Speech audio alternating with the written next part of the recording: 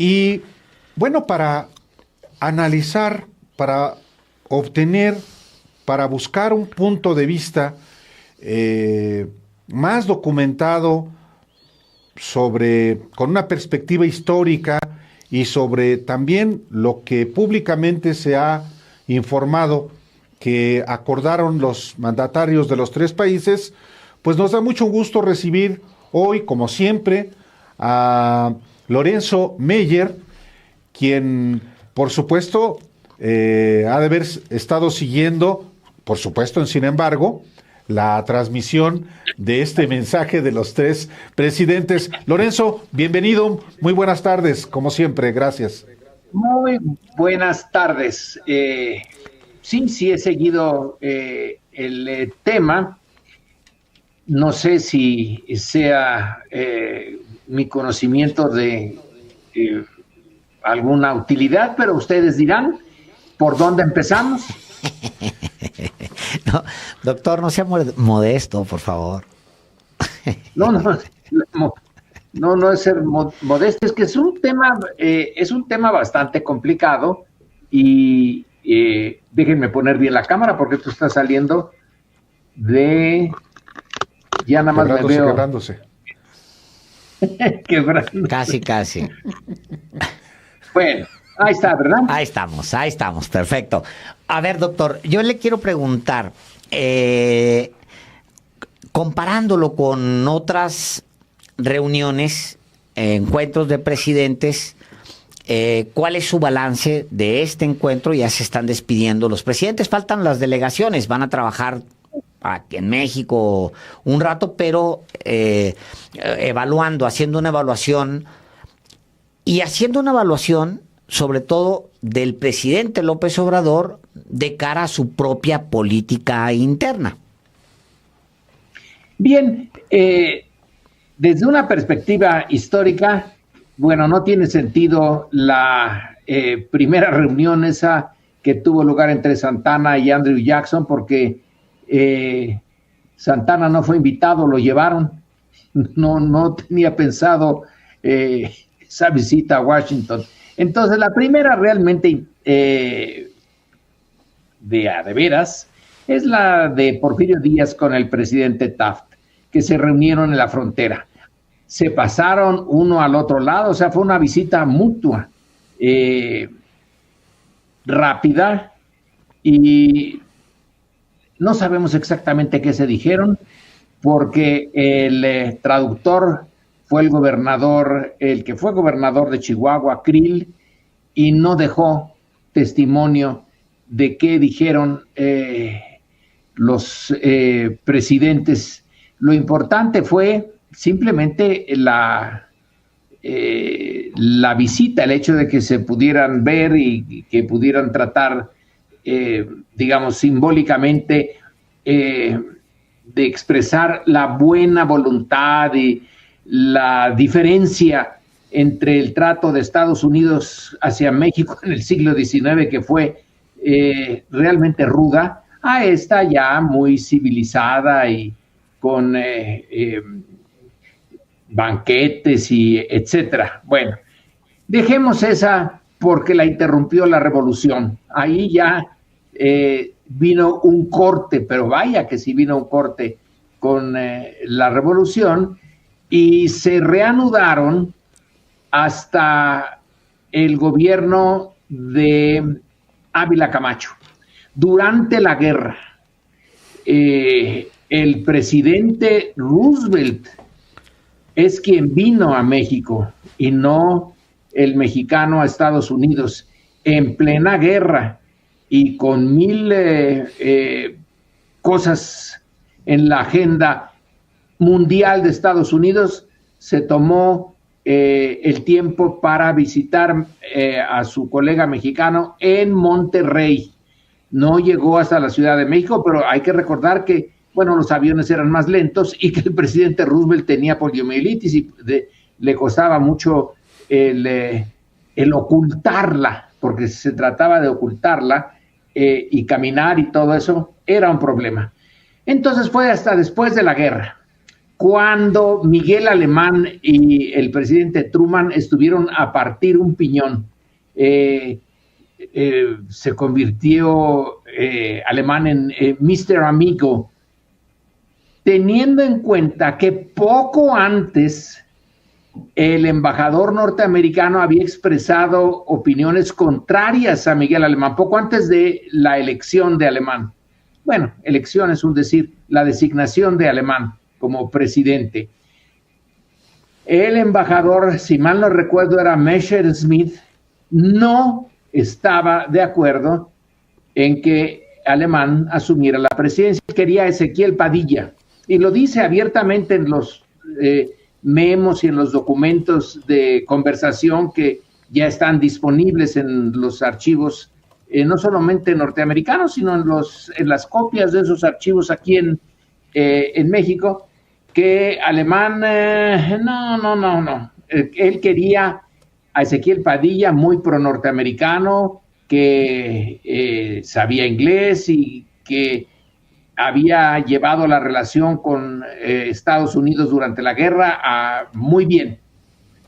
Pero ahí México, en esos arranques posibles, siempre son posibles, de independencia, aunque es la parte débil, Estados Unidos tiene 1000 problemas que resolver y México en realidad solamente tiene unos cuantos, y entre esos cuantos es su relación con Estados Unidos. Así que se impuso la posición mexicana. Alemán fue presidente, que desde luego hizo lo imposible, posible e imposible, por demostrar que era muy amigo de Estados Unidos y que ya había empezado la Guerra Fría, y que él estaba con Estados Unidos en la Guerra Fría, que él era anticomunista, pero ojo, un anticomunismo discreto, no como en algunas partes de América Latina, vociferantes y a tambor batiente anticomunistas. Alemán tenía que mantener la idea de un México nacionalista, no muy cercano a Estados Unidos, aunque en realidad sí lo estaba, y de ahí en adelante se hacen rutinarias estas entrevistas. No a todos los presidentes mexicanos les gustaba la idea de verse con su contraparte norteamericana. Por ejemplo, Ruiz Cortines. A Ruiz Cortines no le pasaba la idea de tener que reunirse con Eisenhower, pero a otros les daba un gusto enorme. Por ejemplo, a Díaz Ordaz reunirse con Johnson y hasta ponerse un sombrero tejano que se le veía tan mal como a Felipe Calderón su uniforme militar, pero ahí se lo puso y lo visitó en su rancho. Y bueno, yo creo que en esta ocasión estaba yo leyendo algunos comentarios de los periódicos norteamericanos. Creo que a veces, la prensa norteamericana sí es muy buena, tiene, reporteros y columnistas de muy buen nivel, pero no es México uno de sus asuntos importantes, y se le va datos. Por ejemplo, hoy estaba leyendo que, se ven bien las relaciones personales, teniendo en cuenta que López Obrador se resistió a reconocer a Biden como presidente y dejó pasar mucho tiempo. Esa es una apreciación indigna de un buen periódico norteamericano. Ya no sé si esta fue del Washington Post o del New York Times, uno de los dos de hoy. Pero no se les ocurrió que la política de México no es reconocer o dejar de reconocer a un gobierno, sino que gracias a la historia con Estados Unidos y a su intervencionismo, México en principio ni reconoce ni deja de reconocer a nadie, simplemente mantiene su embajador o lo retira. Desde luego que López Obrador no hizo ningún gesto en relación a retirar a alguien o a mostrar su descontento. Simplemente no dijo nada, porque ¿quién reconoció la victoria de Biden sobre Trump? Las televisoras norteamericanas, pero no hay un reconocimiento oficial de un órgano oficial norteamericano que diga, el señor ya es presidente, pese a que a Trump no le gusta. Entonces se mantuvo discreto López Obrador, y en este caso, quien escribe está aquí en México para ver la visita de Biden, dice que no lo reconoció y que se tardó. No, es que interpretan mal. La relación de México con Estados Unidos es muy complicada y está llena de elementos históricos. Y sí, López Obrador no dijo, esta boca es mía, mientras todo el resto del mundo sí lo decía, esperando el momento de poder, ya con la venia de las estructuras oficiales de Estados Unidos, pues decir algo sobre Biden. Pero era la política normal para México, no era una decisión de López Obrador de mostrar distancia o resentimiento. Entonces, en estos días se ha dicho en algunos de estos pocos reportajes, está más ocupado Estados Unidos con Ucrania que en la médula de su política exterior, con China, que con México. Así que México ocupa segundo plano, aunque su presidente haya llegado al aeropuerto Felipe Ángeles, etcétera, no es el centro de su preocupación. En cambio, ese sí es el centro de la preocupación mexicana. Y esta asimetría, bueno, pues se vuelve a mostrar aquí. ¿Qué es lo importante de estas reuniones? Es la forma. Yo creo que eso es, para empezar, aquí sí la forma es contenido, y el que se haya subido al automóvil súper protegido de Biden en el aeropuerto, Andrés Manuel López Obrador, y hayan viajado juntos, y Andrés Manuel hizo lo posible por señalar que iba a aprovechar esa hora para tratar asuntos importantes, etcétera. Bueno, es un gesto que implica bastantes cosas. Recordemos que la oposición dijo en un principio que Biden había rechazado por razones por consejo de su servicio secreto llegar al aeropuerto Felipe Ángeles. No sea que se le fuera a atravesar el cerro ese que dicen que estaba ahí puesto para que no se pudiera usar el aeropuerto. Pero son estos gestos simbólicos lo primero que apareció.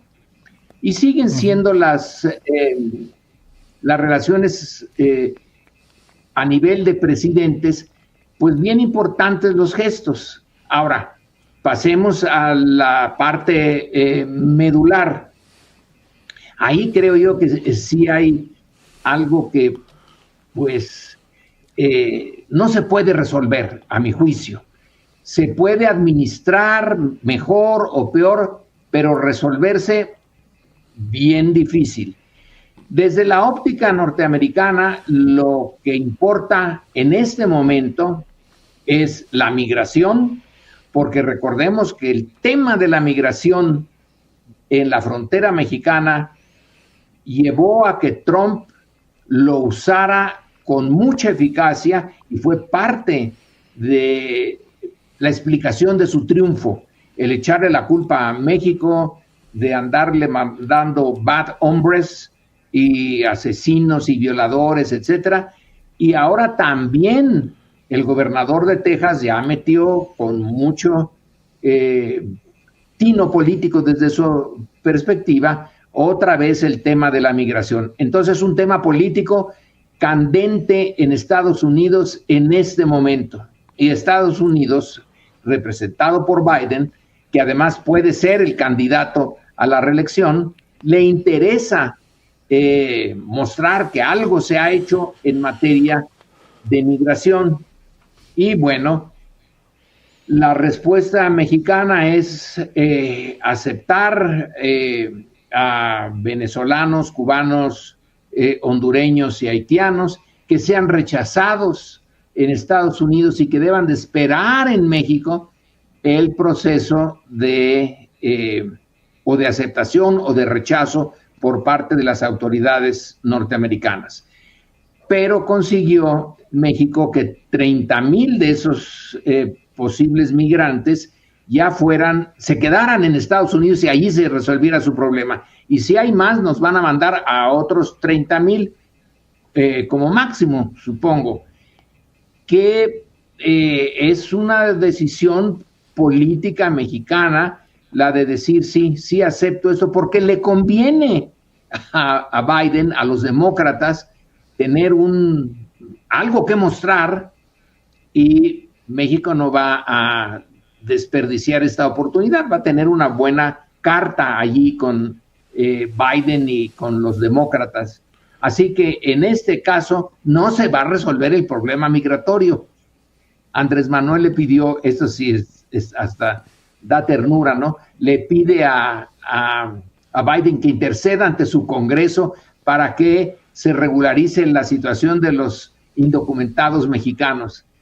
Ya parece que ese Congreso va a meterse en ese problema. No se va a poder meter en un Congreso dividido como pocas veces entre republicanos y demócratas. Los republicanos van a hacer todo lo posible porque no haya una reforma migratoria en el sentido que a México le interesa, y los demócratas no van a gastar su pólvora en eso, sino en otras cosas. Así que está bien que lo diga Andrés Manuel, pues es su papel, pero de eso a que le hagan caso, pues hay una distancia infinita. No le van a hacer caso, pero está bien que lo diga. Ahora viene el otro tema, el del fentanilo, llamémosle así, el asunto del fentanilo, que sí es un asunto grave, pero en el que México puede hacer muy poquito. Ahora la oposición nos dice, agarraron a Ovidio, al Chapito, porque venía Biden, como si se pudieran arreglar las cosas de una manera tan sencilla y tan simplona y tan burda, ¿no? Llega Biden, yo agarro al Chapito y lo entrego ¿a quién? Pues a la justicia mexicana, por el momento esperando que lo puedan mandar a Estados Unidos. Eso lo ha usado la oposición, pero yo no veo que México pueda hacer gran cosa, porque las cifras norteamericanas, y es unas cifras que se publicaron hace no más de 15 días, en un artículo de fondo del Washington Post, se calcula que según cálculos un poco a dedo, yo creo que esto es así, que el 95% del fentanilo pasa a Estados Unidos sin que se detecte.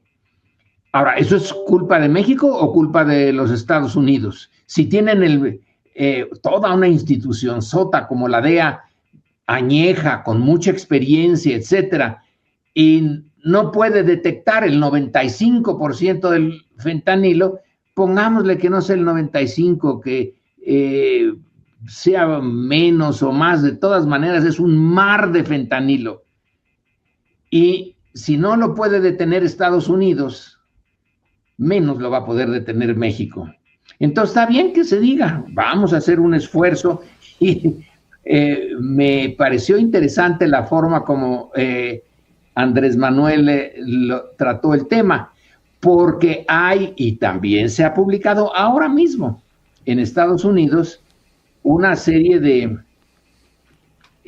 opiniones en el sentido de que México se está militarizando y que se esperaba que Biden reclamara de alguna manera a Andrés Manuel la presencia cada vez más importante del ejército asuntos que no eran de su competencia. Y esta vez Andrés Manuel dijo, bueno, y miren, estamos colaborando con ustedes, tanto así que el Ejército y la Armada ya se hicieron cargo de los puertos marítimos y terrestres, porque era un problema las aduanas. Ahora tenemos al Ejército ahí, está diciéndoles, es por el bien de ustedes que se le ha dado esta responsabilidad al Ejército mexicano. Les volteó la tortilla, y es interesante que lo haya hecho de esta manera, pero de todas maneras no hay forma de detener esto. Mientras haya la demanda norteamericana, habrá quien lo surta, y no es nada más México, ¿por qué no le reclaman a China que está mandando la materia prima, químicos, los precursores para hacer el fentanilo? A ver, que se lo reclamen y a ver cómo la castigan.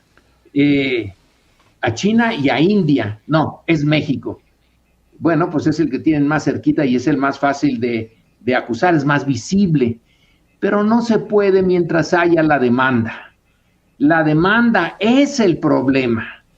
Si no hubiera esa demanda, pues ¿quién acostumbró a la sociedad, a una parte de la sociedad norteamericana al fentanilo? Con las empresas farmacéuticas norteamericanas y los médicos norteamericanos que durante varios años hicieron estas recetitas.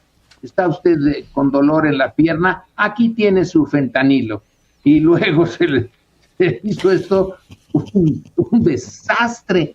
Entonces ahora dicen, bueno, México es el que tiene la responsabilidad. No la tenemos.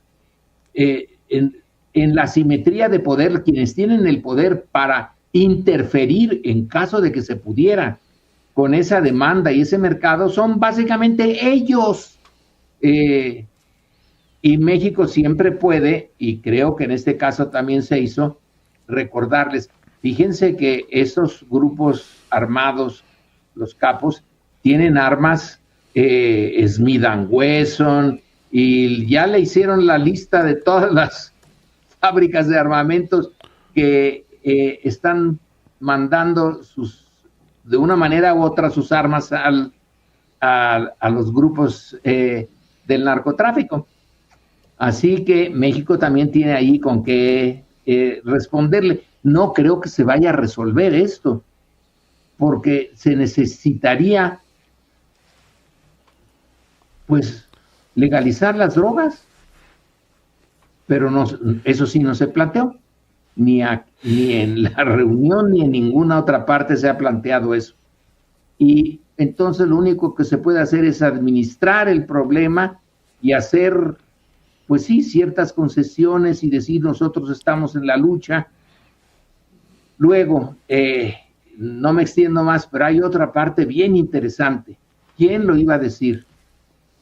Que ahora el gobierno de México se propone hacer algo que supuestamente va en contra del neoliberalismo y de los dogmas neoliberales. El proteccionismo. Andrés Manuel está siendo el campeón del proteccionismo, ya no de México, como en el pasado, sino de América en su conjunto. De América, del hemisferio. Sustitución de importaciones. En toda América, porque si no, fíjense que China se nos va a comer y se los va a comer a ustedes. Este argumento es fantástico. ¿Dónde quedó el consenso de Washington? Donde no había lugar para el proteccionismo. Y ahora en Palacio Nacional, delante de Biden y de Trudeau, anda ahí argumentando el viejo proteccionismo. Y es que sí, ya la ola neoliberal llegó a su cúspide, va en receso, y en efecto, el proteccionismo y la reindustrialización, no se dijo así en esta reunión, pero el tema de la reindustrialización, no el mercado, sino decisiones políticas para lograr que pareciera a veces que Andrés Manuel atrae contra China, porque con la figura de China, el fantasma de China, el espectro de China, la amenaza de China, está insistiendo en una política que, y con esto termino, si es necesario seguir, ustedes me preguntan, pero al finalizar de la Segunda Guerra Mundial, en la conferencia de Chapultepec, fines de los 40, México propuso esta idea de una América, la Latinoamérica y la del norte, unidos como habían estado en la guerra, para una especie de zona de prosperidad en donde Estados Unidos invirtiera y tuviera un mercado, y América Latina se desarrollara y fuera el mercado que Estados Unidos podía usar. Pero Estados Unidos, ya metido en la Guerra Fría y en el Plan Marshall, dijo, no. Esto de América Latina como una zona económica favorecida por Estados Unidos, no, ni lo piensen. La OEA es para una unión política anticomunista. Y listo. Ahora, digamos que vuelve Andrés Manuel vuelve con esa idea de el conjunto de América teniendo un propósito económico de prosperidad frente a cierta amenaza ahí que está latente de China, y que más le vale a Estados Unidos hacer una trincherita o una trincherota en América Latina. Tengo la impresión de que Biden no lo va a comprar, pero pues no deja de ser interesante que lo pueda proponer sin que se le venga el mundo encima. Proponérselo a un presidente norteamericano, el proteccionismo y la reindustrialización, vaya que sí es un 180 grados de cambio de lo que era todavía hace 5 años, 6 años, el proyecto económico del mundo, ¿no? El neoliberalismo y el mercado sin fronteras. No. Ahora sí, ya se está pensando en las fronteras de ese mercado, más allá de las naciones, pero no envolviendo a todo el mundo, sino a partes específicas. Y López Obrador se montó en esta idea. Doctor Meyer, efectivamente, el análisis que usted hace de esta cumbre de los 3 amigos, como se han hecho llamar, en efecto, es completo. De hecho, yo en algún momento iba a preguntarle sobre este tema del propuesto por el presidente López Obrador de la sustitución de importaciones, pero no la aceptó y eventualmente no la va a aceptar Biden ni los estadounidenses. Pero por lo pronto, por lo menos logró el presidente de México la integración de un comité conjunto de 12 expertos, 4 por cada país, y eso, pues, en el discurso, en el planteamiento, en la formulación del presidente López Obrador, pues sí le da, digamos que un punto por lo menos. Puso su pica en Flandes. Ahora sí. Si se lleva a cabo, ¿no? Ella ya la puso. Yo fui el primero que dije que había que revertir eso del libre comercio y hacer la sustitución. Pero si la idea de sustitución de importaciones fue anatema para los norteamericanos después de la Segunda Guerra Mundial, claro, y ahora ya no se ve tan absurda. Doctor Meyer, como siempre, muchísimas gracias por ilustrarnos, por ilustrar al auditorio de los periodistas. Muchas gracias hoy. Y feliz año. Bueno, feliz año.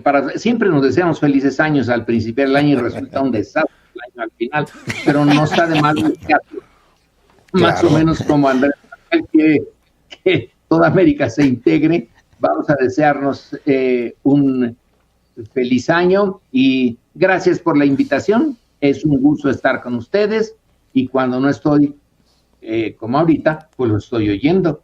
Así que muchas gracias. A lo largo del año. Hasta luego. Gracias, doctor. Gracias. Muy Hasta buenas luego. tardes.